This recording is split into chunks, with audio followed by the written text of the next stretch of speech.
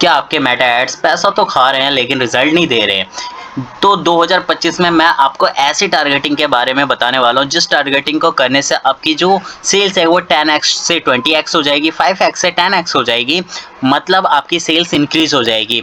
या फिर मैं यूँ कहूँ कि 2025 में मेटा एड्स तो चला रहे हो, पर अगर आपने ये वीडियो नहीं देखी तो आप पैसे जलाने के लिए तैयार हो जाइए, क्योंकि 2025 में बहुत ऐसी टारगेटिंग है जो चेंजेस हो गई, जिसके वजह से यहाँ पे कस्टमर को काफ़ी दिक्कतें आ रही है ऑडियंस टारगेटिंग को लेके, और ये आपके कमेंट्स भी थे।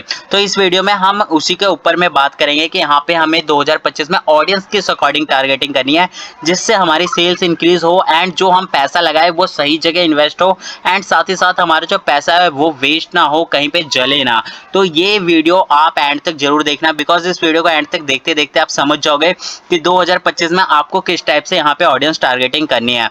एंड साथ ही में मैं आपको बताऊंगा यहाँ पे कि हम 2025 में किस तरीके से यहाँ पे टारगेटिंग कर सकते हैं। साथ ही में हम यहाँ पे कस्टम प्लस लुकलाइक ऑडियंस के बारे में भी बात करने वाले हैं, डिटेल टारगेटिंग क्या होता है प्लस एडवांटेज टारगेटिंग। साथ ही में हम लेयरिंग स्ट्रेटजी के बारे में बात करेंगे, ऑटोमेशन एडवांटेज हो गया, एंड इन सब के ऊपर भी हम साथ में बात करेंगे। साथ ही साथ मैं आपको बताऊंगा कि यहाँ पे आप अपने ROI को और ज़्यादा बेहतर बनाने के लिए यहाँ पे ऑप्टिमाइजेशन भी कैसे कर सकते हो।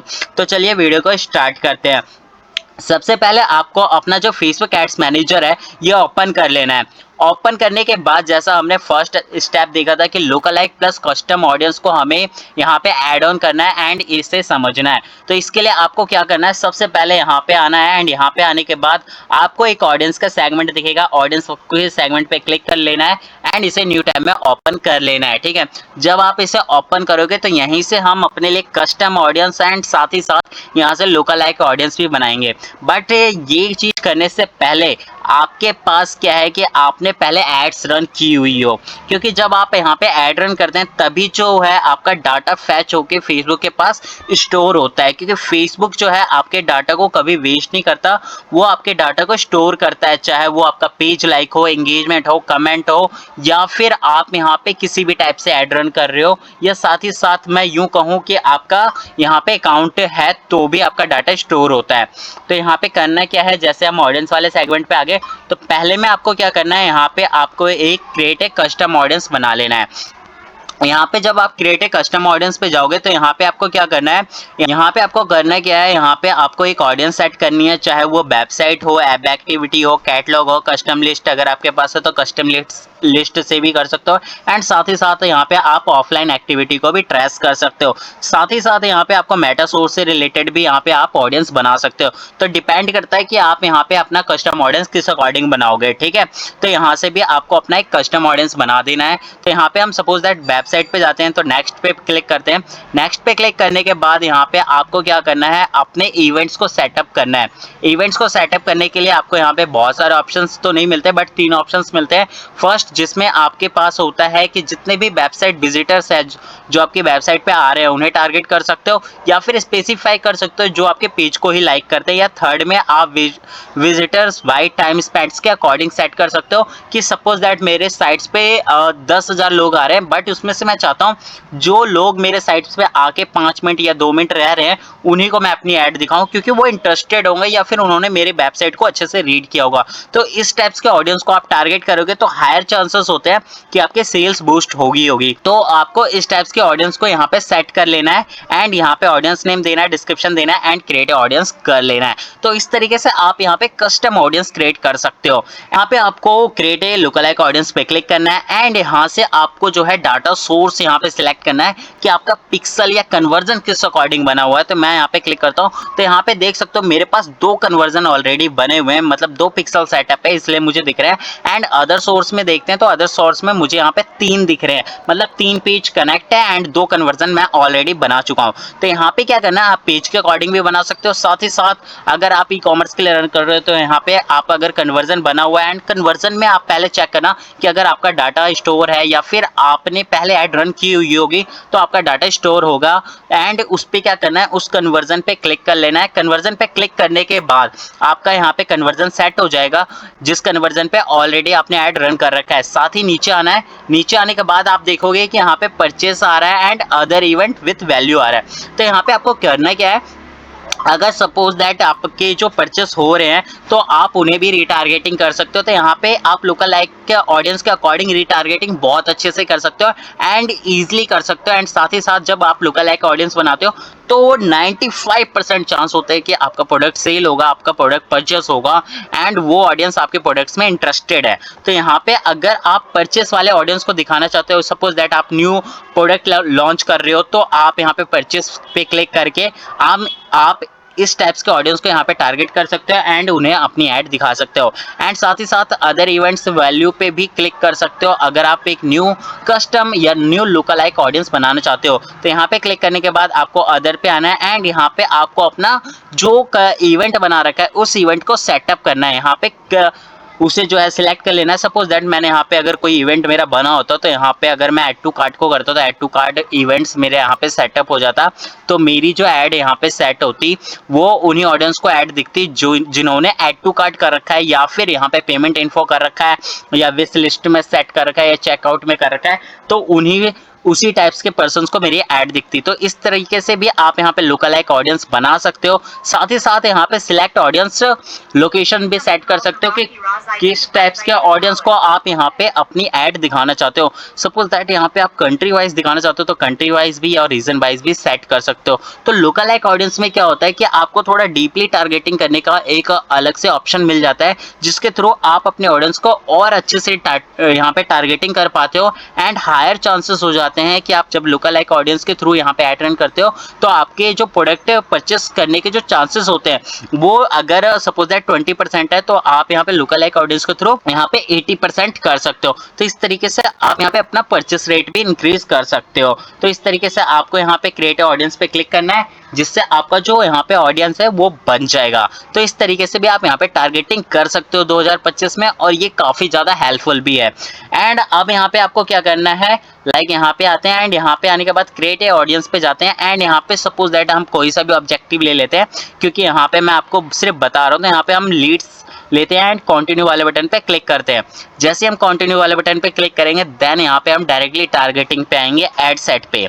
एड सेट पे आने के बाद यहाँ से हम डायरेक्टली टारगेटिंग करेंगे। नीचे आना है, नीचे आने के बाद यहाँ पे आप देख सकते हो कि यहाँ पे आपको ऑडियंस टारगेटिंग का ऑप्शन देखने को मिल रहा है। साथ ही साथ आप यहाँ पे एक चीज़ और देखोगे, एडवांटेज प्लस ऑन का ऑप्शन दिख रहा है जो आपका ऑन है। इसे आप ऑफ करना चाहे तो ऑफ भी कर सकते हो एंड इसे ऑन भी रख सकते हो क्योंकि ऑन में हायर चांसेस होते हैं कि आपकी सेल्स इंक्रीज होगी। तो यहाँ पे आपको किस टाइप से ऑडियंस बनाना है, यहाँ पे आपको नीचे आना है। नीचे आने के बाद सबसे पहले आपको लोकेशन सेटअप करना है। लोकेशन किस टाइप से सेटअप करना है कि आप यहाँ पे या तो लोकेशन जो है दो तरीके से सेट कर सकते हो।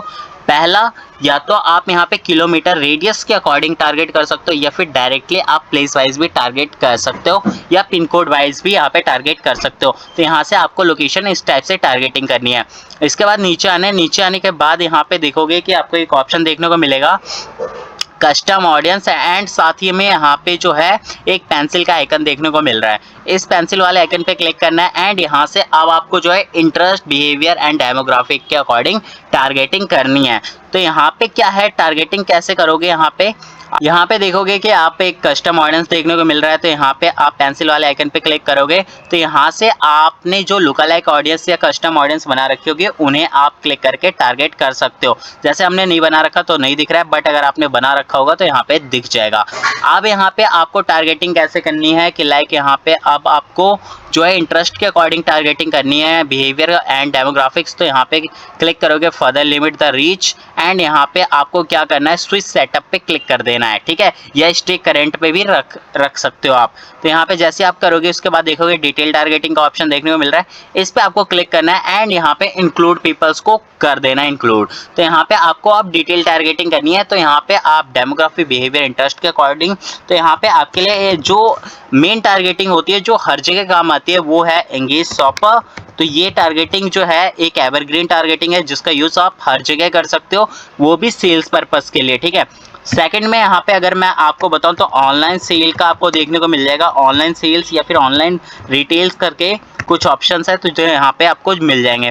तो यहाँ पे देख सकते हो ऑनलाइन आ गया, और ऑनलाइन पे अब हम यहाँ पे डालते हैं रिटेल, ठीक है।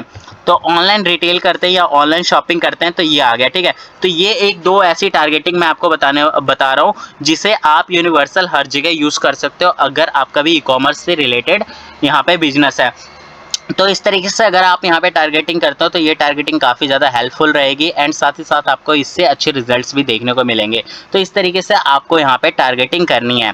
एंड साथ में आपको यहाँ पे जो लेयर टारगेटिंग करनी है वो किस टाइप से करनी है, तो लेयर टारगेटिंग भी अलग अलग होती है। लेयर टारगेटिंग में क्या होती है कि आपको एक टारगेटिंग में यहाँ पे जो है ऑनलाइन शॉपिंग रखना है, एंड साथ में इंग्लिश शॉप पर रख सकते हो। दूसरा आपको इसे क्या करना है, क्लिक करके डुप्लीकेट कर लेना है, इसी में जो है डुप्लीकेट करना है। डुप्लीकेट करने के बाद आपको जो सेकंड एड सेट बनेगा, जैसे एड सेट कॉपी, ठीक है, तो यहाँ पे आपको दूसरी टारगेटिंग कर देनी है। तो इससे क्या होगा, आपकी लेयर टारगेटिंग हो जाएगी, जिससे क्या होगा कि आप यहाँ पे मल्टीपल ऑडियंस के साथ एंड मल्टीपल कस्टमर के साथ यहाँ पे आप अपने ऐड को लोगों को दिखा सकते हो, एंड ये भी टेस्ट कर सकते हो, एंड यहाँ पे चेक कर सकते हो कि किस टाइप्स की ऑडियंस है जो आपके प्रोडक्ट के साथ एक्टिविटीज़ कर रही है। यहाँ पे जो आप इस टाइप से टारगेटिंग करते हो तो यहाँ पे क्या होता है कि आप ऑडियंस यहाँ पे इजीली चेक कर पाते हो कि किस टाइप्स की ऑडियंस जो है आपके लिए बेटर वर्क कर रही है और नहीं कर रही है। तो इस तरीके से भी आप यहाँ पे लेयर टारगेटिंग कर सकते हो, एंड लेयर टारगेटिंग के अकॉर्डिंग आप अपने ऑडियंस को ईजिली अंडरस्टैंड कर सकते हो, एंड यहाँ पे आप अपने ज़्यादा से ज़्यादा ऑडियंस को अपनी ऐड विजिबल करवा सकते हो, एंड ज़्यादा से ज़्यादा परचेस कर सकते हो, एंड अपने सेल्स को 10x 20x भी कर सकते हो अगर आप इस तरीके से टारगेटिंग करते हो। तो साथ में मैं आपको यहाँ पे बताता हूँ एक और तरीका है जिसके थ्रू आप यहाँ पे और ज़्यादा डिटेल टारगेटिंग कर सकते हो। तो वो क्या है कि जब आप इस टाइप से टारगेटिंग कर रहे हो तो यहाँ पे आप डिफाइन फर्दर पे जाके नैरो टारगेटिंग को भी यूज़ कर सकते हो। नैरो टारगेटिंग यूज़ करने से क्या होता है कि आप यहाँ पे स्पेसिफाई कर देते हो, एंड फेसबुक को यहाँ पे बता देते हो कि आपको जो है इसी टाइप्स के ऑडियंस की ज़रूरत है और दूसरे टाइप्स के ऑडियंस की ज़रूरत नहीं है, उन्हें आपकी ऐड ना दिखाए। तो ये होता है नैरो टारगेटिंग का फ़ायदा, जिससे आपको जो है यहाँ पे परचेस रेट इंक्रीज़ होता है, एंड हो सकता है इस केस में कभी कभी CPC हाई जाता है। तो ये आप जब करें जब आपको लगे कि यस आप एक एक्सपर्ट हो या फिर आपको टारगेटिंग करने की अच्छी नॉलेज है, तभी जाके आप नैरो टारगेटिंग करें। अगर नहीं है तो आप लेयर टारगेटिंग का या फिर यहाँ पे लुकलाइक या कस्टम ऑडियंस का भी यूज़ कर सकते हैं।